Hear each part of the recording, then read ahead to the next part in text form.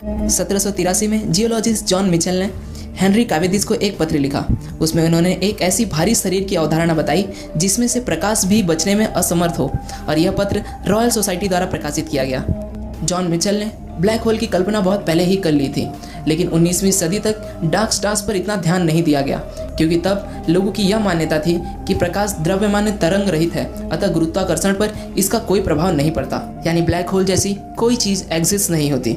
लेकिन Albert Einstein ने अपने जनरल थ्योरी ऑफ रिलेटिविटी में यह सिद्ध कर दिया कि गुरुत्वाकर्षण प्रकाश की गति पर प्रभाव डालता है, यानी ब्लैक होल जैसी कोई चीज़ एग्जिस्ट होती है, और बाद में मॉडर्न एस्ट्रोनॉमर्स ने ब्लैक होल का अस्तित्व पा ही लिया।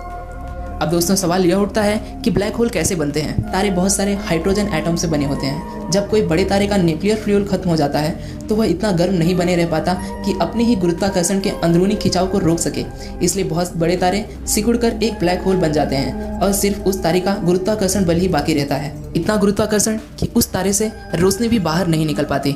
हमारे पृथ्वी पर 1 जी फोर्स की ग्रेविटी होती है। अगर इसे 15 से 20 जी फोर्स कर दिया जाए तो हमारे पृथ्वी के जितने भी प्रजाति हैं वो पृथ्वी में सिकुड़ के समाप्त हो जाएंगे। लेकिन दोस्तों ब्लैक होल्स में तो 1 लाख जी फोर्स से भी ज़्यादा गुरुत्वाकर्षण विद्यमान होते हैं। इस वजह से ब्लैक होल्स में टाइम और स्पेस का एक अनोखा खेल शुरू रहता है, जिसे हम इवेंट होराइजन कहते हैं, यानी एक ऐसी जगह जहां जाने के बाद उस चीज़ को दोबारा नहीं देखा जा सकता। इस विषय में लोगों की बहुत सारी अलग अलग तरह की विचारधाराएं हैं। कुछ लोगों का मानना है कि ब्लैक होल हमारे आकाशगंगा के केंद्र होते हैं और वह एक मिल्की वे को दूसरे मिल्की वे से जोड़ते हैं, यानी ब्लैक होल के अंदर जाने के बाद भी अगर कोई वस्तु जिंदा बची रही तो वह कहीं दूसरे आकाशगंगा में फिर से नजर आ सकती है। लेकिन दोस्तों अगर ऐसा होता है तो रिलेटिविटी के पहले नियम का उल्लंघन होगा। लाइट की स्पीड से तेज यात्रा करना असंभव है। अब तक हमने 100 से भी ज़्यादा ब्लैक होल्स ढूंढे हैं और बहुत से आकाशगंगा में हमें एक बहुत बड़ा सा ब्लैक होल मिला है। वैज्ञानिकों का मानना है कि हमारे आकाशगंगा मिल्की वे के केंद्र में भी एक बहुत बड़ा ब्लैक होल हो सकता है, क्योंकि हमारे आकाशगंगा के केंद्र के तारे 4 करोड़ किलोमीटर प्रति घंटे की रफ्तार से आकाशगंगा में चक्कर लगाते हैं, जो हमारे सूर्य की रफ्तार से बहुत तेज हैं। अब दोस्तों हमारे मन में दूसरा सवाल यह है कि ब्लैक होल्स तो काले होते हैं और उसमें से रोशनी भी नहीं निकल पाती, तो हम कैसे पता लगा पाते हैं ब्लैक होल्स के बारे में।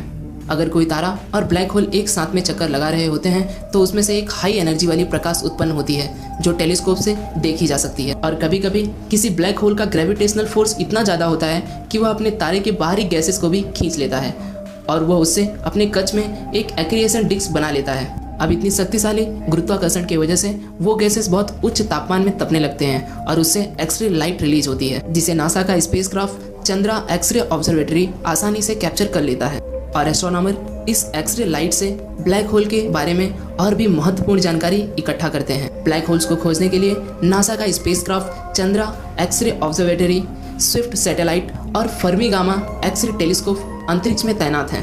हम दोस्तों जितने भी ब्रह्मांड के रहस्य को जान पाए हैं वो सब लाइट और लाइट के स्पेक्ट्रम से ही संभव हो पाया है। हम विज्ञान के इस युग में जी रहे हैं जहां केपलर और हबल जैसे विशालकाय टेलीस्कोप ब्रह्मांड में नज़र रखे हुए हैं। आशा करता हूं दोस्तों आपको यह वीडियो पसंद आया होगा। अगर पसंद आए तो प्लीज़ लाइक कीजिए, और अगर आप हमारे यूनिवर्स एडवेंचर के चैनल पर नए हैं और आप भी ऐसे ब्रह्मांड के रहस्यों में रुचि रखते हैं तो प्लीज़ दोस्तों चैनल को सब्सक्राइब करें ताकि आप आने वाले वीडियो को देख सकें। फिर लौटूंगा दोस्तों एक नए वीडियो के साथ में।